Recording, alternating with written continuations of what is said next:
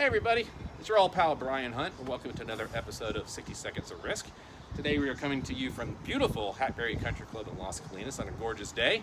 And Mike and I just spent some time talking to the local Dallas chapter for CFMA about cyber risk, and specifically as construction. And when I was asked to talk about cyber, I could not think of a better person to talk to than Mike Manzo. Mike and I work together at both FM Global and Aon, and Mike's probably one of the most knowledgeable person I know to not only identify cyber, but to quantify it. So Mike is now with resilience and insurance care. So Mike, why don't you tell us about resilience real quick? Sure, thank you, Brian. Thanks for having me speak. Thanks for having me join your video today.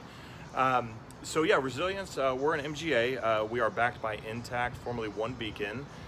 We started writing cyber insurance December of 2020. And we take a different approach than most cyber carriers.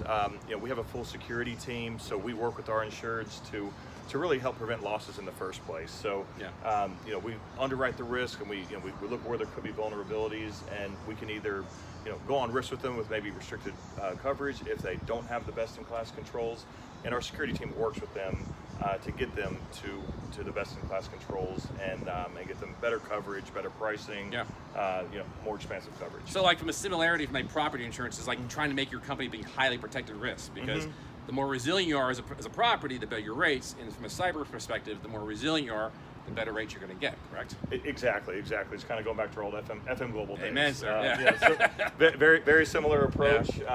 So it's really a win-win for everybody. Cool. Our clients don't have as many losses, which means we don't have as many losses as well. Right. So obviously we talked about cyber risk in construction, but obviously cyber is across all sectors. From your perspective, what would you want to see from an insured submits an application? What's required to get coverage? What are you seeing in the marketplace right now? Sure. Well, as we're all probably very familiar with ransomware. I mean, that's going to be the biggest exposure, especially in the construction industry. Not so much of a privacy risk. So, historically, you might have been able to get a cyber policy with just an application with your revenues in the industry and a really low rate. As what we see in the news, tons and tons of ransomware claims. It's not that easy anymore. So.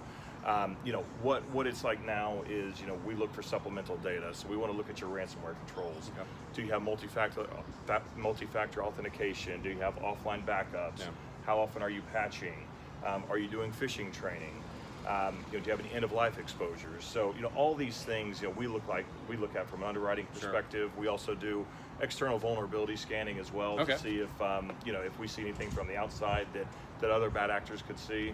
And then, if you don't have all those things in place, like I said, we'll work with you to help, to help make you a best-in-class risk. So, if there's one thing you want people to hear and take back, it's like, what's that one key thing they can do to, in this environment, be more resilient with respect to cyber?